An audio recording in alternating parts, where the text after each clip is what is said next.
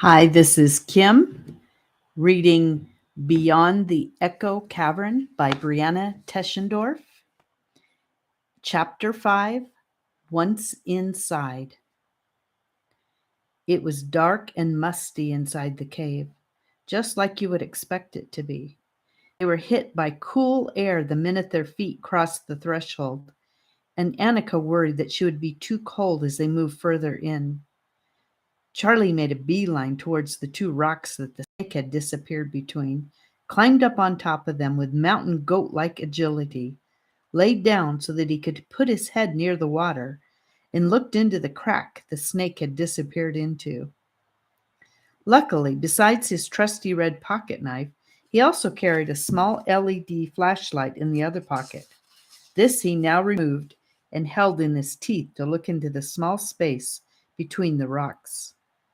"Can't see nothin'," he said with the light still between his teeth. Then he raised himself back up onto his knees and said, "Well, I'm not sure I wanted to see that snake again anyway." "Cool flashlight, Charlie," Gabe said, looking at it longingly. "Thanks," Charlie responded as he clambered back off the rock. My older brother Joe got it for me for my birthday last year." "Can I see it?" Gabe asked, holding out his hand. Charlie handed it to him, and Gabe ran over to the cave wall and shined the light on it, making shapes and twists by moving it around quickly. "Let's keep going further in," said Annika as she rubbed her arms, which were now all goosebumpy. Annika and Charlie turned and started walking towards the back of the cave. There was nothing particularly spectacular to see. The stream continued to run out of the cave on the right side, and it was getting wider. The cave was also getting wider, and the children had plenty of room to walk. The mouth of the cave from which they had entered was very wide and facing west. By this time it was about 2 in the afternoon, so the sunlight shined in and lit a golden path ahead of the children. They could go a long way into the cave and still see clearly. Of course, there were rocks everywhere, and their voices got more and more echoey as they went further back into the cave. Annika walked down the very center of the cave. She began to notice that the cave was getting warmer as they went farther back, and that made her feel better. She looked everywhere at everything, especially peering into the distance, trying to make out if she could see anyone making music. She half hoped to identify the source of the music and was half afraid to find out who would be making it. Gabe was still walking along the left wall, shining Charlie's flashlight. Charlie was walking along the water's edge, staring intently into the water to see what he might see. The angle of the sun made the water very clear, and he could see lots of rocks at the bottom, but no fish or any other signs of life. Charlie thought it would be wonderful to find a lovely crystal in that cave, or maybe even a whole room full of them. He had seen crystals growing in caves in magazines and found it fascinating that they grew for hundreds of years. He really wanted to touch one, to hold the past in his hands. He was the kind of boy who thought about these things. The music got louder as they walked forward. It seemed to ebb and flow, sometimes swelling up all around them, and other times dying down to a sort of humming sound, or making no sound at all. After a while, Annika realized that the cave was turning towards the left, and as they rounded the bend, the walls of the cave became more narrow, and wind started to blow. It also started getting darker. The sun's beams could not reach so far back or turn corners. They were all thankful for Charlie's flashlight. The music began to swell louder at this point, and they all stopped where they were and began looking around in wonder. "Where's it coming from?" asked Gabe.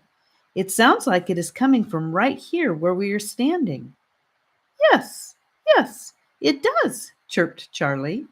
"However, I recently read an article explaining that sound travels in long and short waves. Well, that isn't the point. The point is, we are in this narrowing cave, and the sound could be coming from a long way back and bouncing off the walls towards us, making it sound like the music is right on top of us. Oh, pickles! He exclaimed and looked up toward the ceiling. It is! Shrieked Annika. It's coming from right on top of us. Gabriel, shine the light up there. Gabe shined the light up towards the ceiling of the cave. Strung from one side to the other, as far as their eyes could see in front of them, were metal strings. Some of them were thicker than others, and they were all pulled tight. When the wind hit them, they rang out like a guitar or a harp, making the sweet, beautiful humming sound which had lured the children into the cave. When the children realized the source of the sound, they all exclaimed in delight, which soon turned to surprised laughter. Isn't it amazing? Annika laughed and threw her arms back out and did a little spin. Come on, Gabe, let's dance. She skipped over to him and took him in her arms, trying to do a little waltz. Stop it, Buspani, he squealed and pushed her away, but he was smiling. Buspani was her special nickname from him.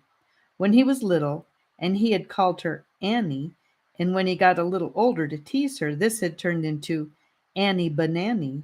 And since Gabe was fond of writing songs, at some point he had written a song with the lyrics, Annie Banani, let's eat Buspani. And then he had simply called her Buspani because it was funny when she got mad about it. She didn't get mad about it anymore. She liked it. Incredible, simply incredible, said Charlie, who was standing in the middle of the cave with his head tilted back and his mouth opened a little, staring up at the ceiling, turning slowly around. Be careful or you will get dizzy and fall over, Annika said, laughing and doing ballet twirls around him. Someone had to have put these here. Who would do this? You would think it would be something that our parents would know about. My dad has never mentioned anything like this, Charlie said. Who cares?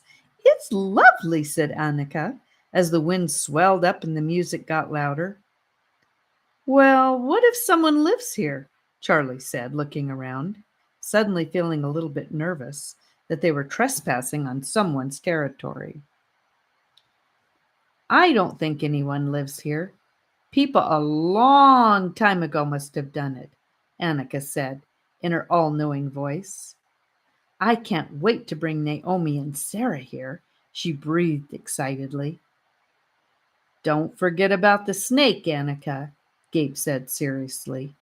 I'm not sure this is a cave you just bring your girlfriends to. Besides, he mumbled, this might be our new clubhouse. He glanced at Charlie as he said this, and visions of the two of them with a store of food and a complicated system of ladders and bridges built all over the cave flashed before his eyes. This is not going to be your clubhouse, Annika said, her voice raised to the tone she hit just before she was about to dig into a full-on fight. Why not? Asked Gabe. You wouldn't have even come into the cave. You were too scared. I was not. It was my idea, Annika said, her voice now shrill with emotion, and I saw it first anyway. Well, there are 2 boys here and only 1 girl, so na.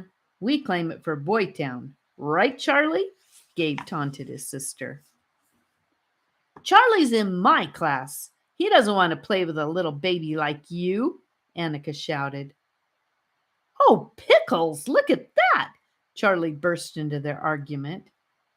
The children looked in the direction he was pointing, much deeper into the cave, and saw what looked like lights dancing on the right side of the cave, above where the water disappeared around the bend. It just gets more and more fantastic, Annika said, her eyes wide with wonder. It must be bioluminescence, said Charlie, in his highest, most excited squeak of a voice, as he charged forward towards the lights. Gabe looked at Annika for a second. their argument still fresh in his mind, and then sprinted off towards the lights, passing Charlie by, hoping to be the first to get there. And that's the end of chapter 5. Thank you for listening. God bless.